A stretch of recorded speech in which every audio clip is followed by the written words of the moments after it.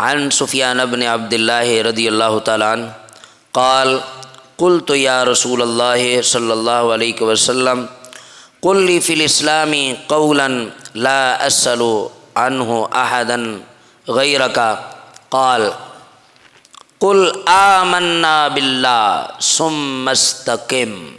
حضرت سیدنا سفیان بن عبد اللہ الثقفی رضی اللہ تعالیٰ عنہ بیان کرتے ہیں کہ میں نے نبی کریم رؤوف الرحیم صلی اللہ علیہ وسلم کی بارگاہ میں عرض کی کہ یا رسول اللہ صلی اللہ علیہ وسلم، آقا مجھے اسلام سے ریلیونٹ ایک بات ایسی بتلا دیں۔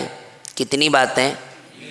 ایک بات ایسی بتلا دیں کہ جس کے بعد مجھے پھر کسی اور بات کی حاجت باقی نہ رہے، یعنی مجھے کسی سے کوئی سوال نہ کرنا پڑے۔ تو اللہ کے حبیب صلی اللہ علیہ وسلم نے ارشاد فرمایا کہ سفیان بن عبداللہ تم یوں کہو قل آمنت باللہ، میں اللہ پہ ایمان لایا، اللہ پہ، ثم استقم، پھر اس پہ استقامت اختیار کرو، پھر اس پہ ڈٹ جاؤ۔ اب یہ جو آپ لوگوں نے نیت فرمائی ہے، نیت خیر، یہ ایک ایسی نیت ہے کہ جس کا ابھی 6 مہینے کے بعد آپ اس سنت پر کمپلیٹلی عمل کریں گے، یعنی مسنون جو سنت ہے، سنت متواترہ دائمہ، وہ ایک مٹھ، ایک بالشت، اس کو بننے میں 6 مہینے 8 مہینے لگیں گے، لیکن اللہ نے اجر ابھی سے رکھ دیا ہے۔ تو اس لیے قل آمنت باللہ، تم کہو کہ میں ایمان لایا رب پر، اور پھر اس پر استقامت اختیار کرو۔ اس پر کیا کرو؟ استقامت اختیار کرو۔ اللہ تبارک و تعالیٰ نے استقامت کو بڑی اہمیت دی ہے، ایمان کے باب میں، عبادت کے باب میں، اور معاملات کے باب میں۔ اس حدیث پاک کے راوی حضرت سیدنا سفیان بن عبداللہ رضی اللہ تعالیٰ عنہ ہیں۔ ان کا تعلق اہل طائف سے ہے۔ انہیں حضرت سیدنا فاروق اعظم رضی اللہ تعالیٰ عنہ نے اپنے دور خلافت میں طائف کا گورنر بھی مقرر کیا۔ انہوں نے اللہ کے حبیب صلی اللہ تعالیٰ علیہ وسلم سے صرف 5 حدیثیں بیان کی ہیں۔ کتنی حدیثیں؟ 5 حدیثیں، اور ان میں سے ایک حدیث، اور یہ حدیث روحانیت کے باب میں، طریقت کے باب میں، حقیقت کے باب میں، یہ حدیث بڑی سند ہے، اور محدثین نے، صوفیاء نے، محققین نے یہ بیان کیا کہ الاستقامت فوق الکرامہ، کسی کام میں استقامت اختیار کرنا یہ اس کی کئی کرامتوں سے بڑی کرامت ہے۔ استقامت بذات خود ایک کرامت ہے۔ استقامت ہے کیا؟ کہ کسی کام پہ مسلسل پہ در پہ دوام اختیار کرنا۔ کیا کرنا؟ کہ جب یہ کوئی بندہ کہہ دے لا الہ الا اللہ، پھر اس پہ ڈٹ جائے۔ اور یہ استقامت جب ایمان کے باب میں ہو تو پھر صحابہ کرام علیہم الرضوان نے کس طرح سے اپنے جسم کٹوا دیے، کس طرح سے جسموں کے ٹکڑے ٹکڑے کروا دیے، لولان کروا دیے، کون کون سی اذیت ہے جو صحابہ نے برداشت نہیں کی، لیکن وہ اس پہ ڈٹے رہے۔ آمنت باللہ انہوں نے جب کہہ دیا، ثم استقم، پھر اس پہ پیرا دیا۔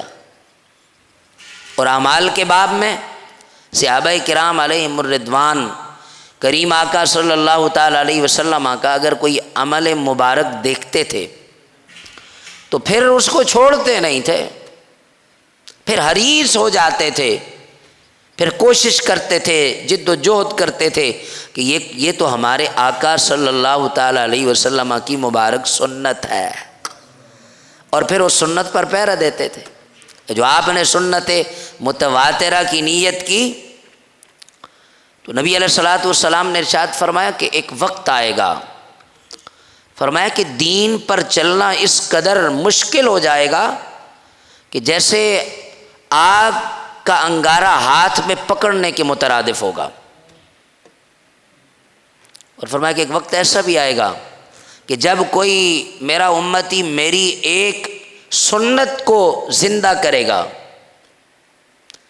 فَلَهُ أَجْرٌ مِّئَةِ شَهِيدٍ، اس کے لیے اللہ تعالیٰ 100 شہیدوں کا اجر رکھے گا۔ ایک شہید کا مقام پتہ ہے کیا ہے؟ ایک شہید کا مقام یہ ہے کہ اس کا ایک خون کا قطرہ زمین پر ٹپکنے سے پہلے اللہ تعالیٰ اس کے لیے جنت کو سنوار کے رکھ دیتا ہے۔ ابھی اس کی روح جیسے ہی جسم سے پرواز ہوتی ہے اللہ تعالیٰ اسے اپنا دیدار فرما دیتا ہے، اس کی اس مبارک روح کو اہلاً و سہلاً مرحبا کہا جاتا ہے، سلامیاں دی جاتی ہیں، خراج تحسین پیش کیا جاتا ہے۔ تو اس لیے اگر کوئی بندہ ساری زندگی کرامت کے چکر میں رہے کہ میں یہ کام کر رہا ہوں کوئی کرامت کا ظہور ہو جائے، تو صوفیہ کہتے ہیں کہ اگر کسی بندے سے ساری زندگی کوئی کرامت نہ صادر ہو، ٹھیک ہے، کوئی کرامت نہیں ہوئی، کوئی ہوا میں نہیں اڑا، کوئی ایسا کام نہیں ہوا، لیکن اس نے استقامت اختیار کی، کیا اختیار کیا؟ استقامت، تو اس کا صلہ کیا ہوگا؟ اس کا صلہ یہ ہوگا کہ اس کو قبر میں، حشر میں اور قیامت میں اللہ کے فرشتے سلامیاں دیں گے۔ کرامت نہیں ظاہر ہوئی لیکن اس نے استقامت اختیار کی، کیا کیا؟ استقامت، تو وہ شخص بلا شبہ اللہ کے کامل ولیوں میں شمار ہوتا ہے جو استقامت اختیار کرتا ہے۔ اللہ تعالیٰ نے قرآن مجید میں ارشاد فرمایا ان الذین قالوا ربنا اللہ ثم استقاموا، پھر اس پہ پیرا دیا، وہ لوگ کہ جنہوں نے کہا کہ اللہ ہمارا رب ہے اور پھر اس پر ڈٹ گئے، اس پر کیا ہوا؟ ڈٹ گئے، پیرا دیا، تو ان کو اللہ تعالیٰ اعزاز کیا دے گا؟ فلا خوف علیہم ولا هم یحزنون، جنہوں نے کہا کہ اللہ ہمارا رب ہے، ایمان لانے کے بعد اس پر ڈٹ گئے، اس ایمان کو اپنے اوپر نافذ کر دیا، امپلیمنٹ کر دیا، ان کے لیے کوئی خوف نہیں ہے، کوئی ڈر نہیں ہے۔ اور دوسرے مقام پہ فرمایا تتنزل علیہم الملائکہ، تو پھر فرشتے اتریں گے، اللہ تخافوا ولا تحزنوا، فرشتے ان کو کہیں گے ڈرنا نہیں ہے، غمگین نہیں ہونا، خوف نہیں کرنا، وابشروا بالجنہ، اور انہیں جنت کی خوشخبری دیں گے، کنتم توعدون، اس جنت میں وہ ہمیشہ رہیں گے۔ اللہ تعالیٰ نے یہ اعزاز استقامت والوں کے لیے رکھا۔ حضرت سیدنا صدیق اکبر رضی اللہ تعالیٰ عنہ، آپ سے پوچھا گیا کہ استقامت کیا ہے؟ آپ نے فرمایا کہ استقامت یہ ہے کہ تم اللہ کے احکام اور اس کے نواہی پر سیدھے جمے رہو۔ کیا مطلب؟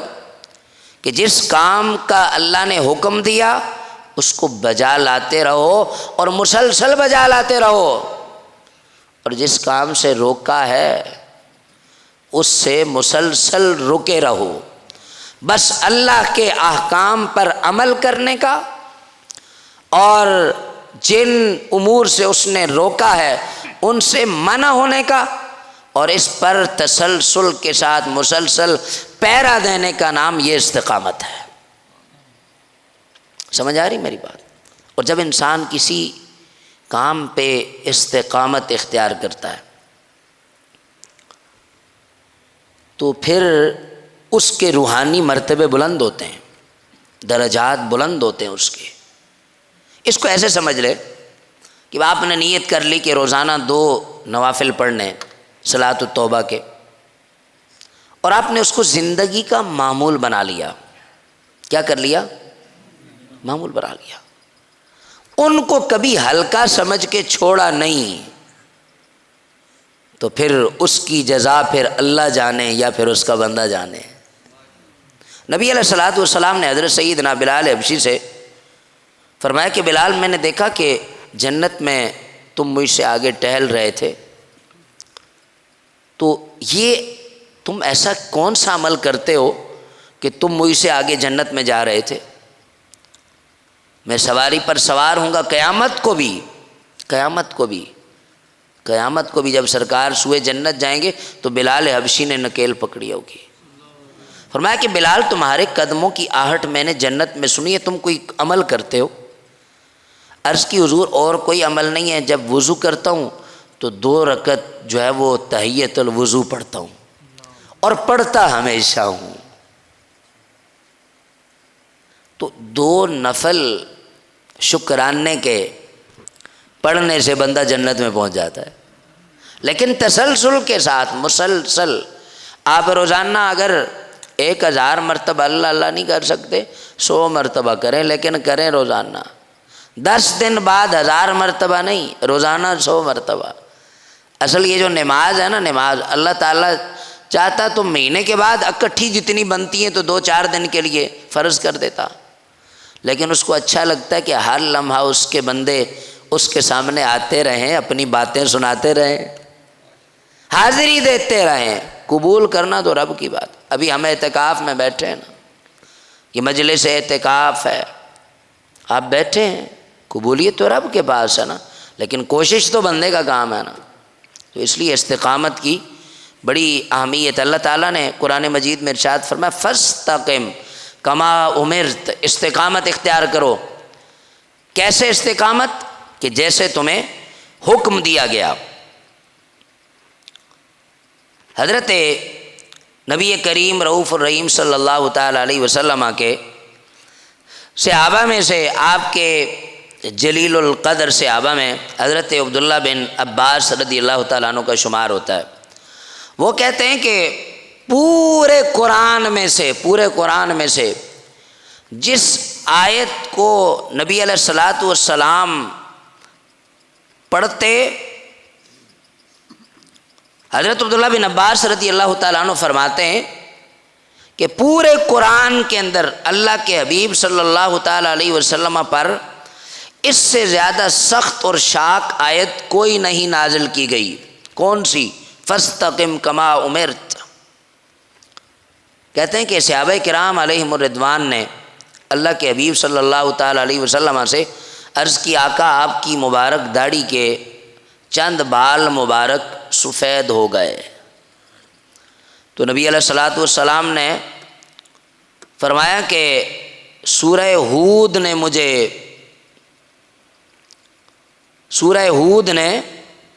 مجھے بوڑھا کر دیا، سورہ ہود کی وجہ سے یہ میرے بال سفید ہو گئے۔ حضرت عبداللہ بن عباس کہتے ہیں رضی اللہ تعالیٰ عنہ، کہتے ہیں کہ اصل سبب اللہ کے حبیب صلی اللہ تعالیٰ علیہ وسلم کی مبارک ریش کے سفید ہونے کا یہ ہے، وہ اس آیت کا شاق ہونا کہ فاستقم کما امرت، استقامت اختیار کر جس طرح کے تجھے حکم دیا گیا ہے۔ تو استقامت بڑی چیز ہے۔ استقامت یہ کرامت سے بلند و بالا ہے، کرامت سے بلند و بالا ہے۔ نبی علیہ الصلوۃ والسلام نے حضرت سیدنا سفیان بن عبداللہ ثقفی کو کوئی بہت بڑی لمبی چوڑی نصیحت نہیں کی، کوئی 1.5 گھنٹے کا خطاب نہیں کیا، کوئی 100-200 نکات پر ارشادات نہیں فرمائے، 2 لفظی بات فرمایا کہ ایمان لا اور اس پہ ڈٹ جا، اس پر استقامت اختیار کر۔ اور استقامت جب بندہ اختیار کرتا ہے تو پھر رب ذوالجلال کی طرف سے فرشتے اترتے ہیں، اور فرشتے پھر اتر کر سلامیاں دیتے ہیں۔ اس حدیث کو محدثین نے جوامع الکلم کہا، یعنی آقا علیہ الصلوۃ والسلام نے اسلام کا، شریعت کا خلاصہ جن احادیث کے اندر بیان کیا ان میں سے ایک حدیث یہ بھی ہے، اور روحانیت کے باب میں اس حدیث پاک کی بڑی اہمیت ہے۔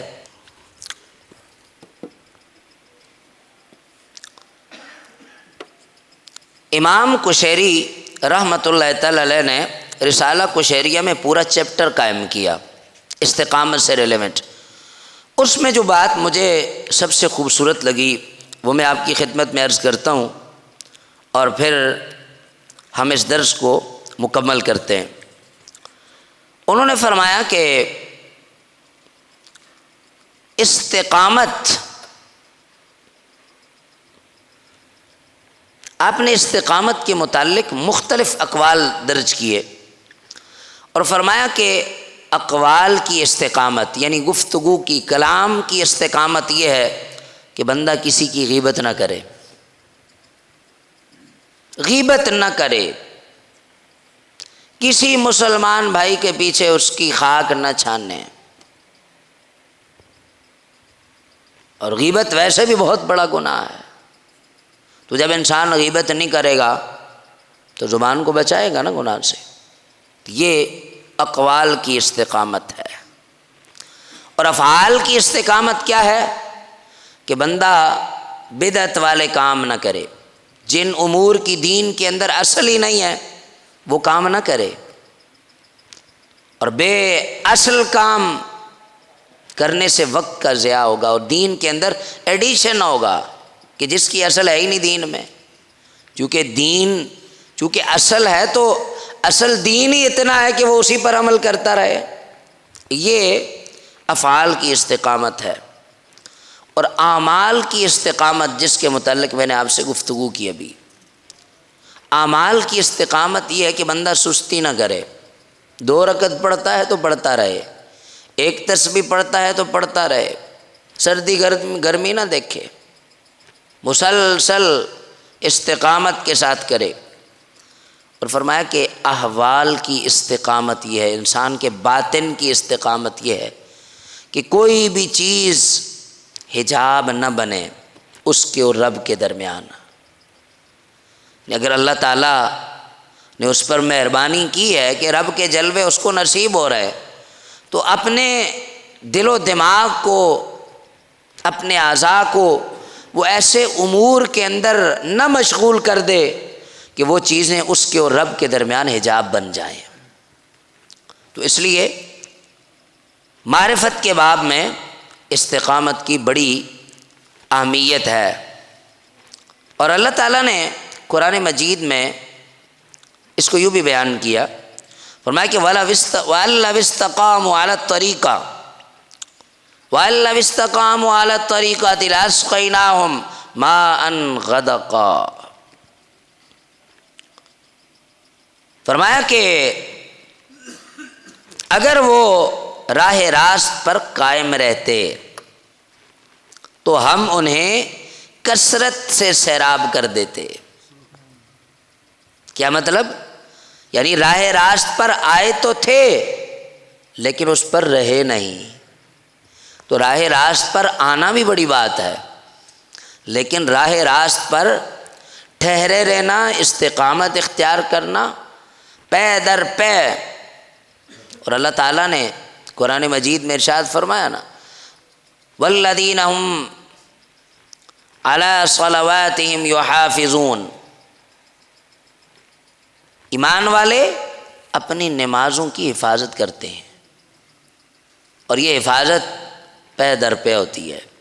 والذین هم علی صلاتہم دائمون، الذین هم علی صلاتہم دائمون، مسلسل نمازیں قائم کرتے ہیں۔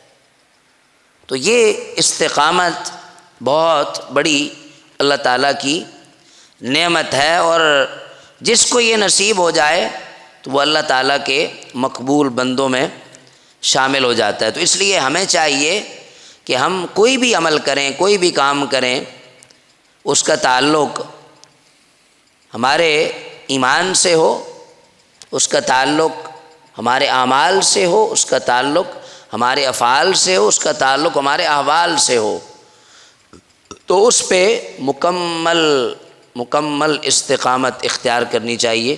اللہ تعالی ہمیں ویسی استقامت عطا فرمائے جیسی استقامت کی وہ اپنے بندوں سے تقاضا کرتا ہے۔ اور نبی علیہ السلام نے آخری یہ جو جملہ ہے اس کا درس کا، سرکار نے فرمایا کہ تم استقامت اختیار کرو، اگرچہ تم ویسی تو نہیں کر سکو گے لیکن استقامت اختیار کرو۔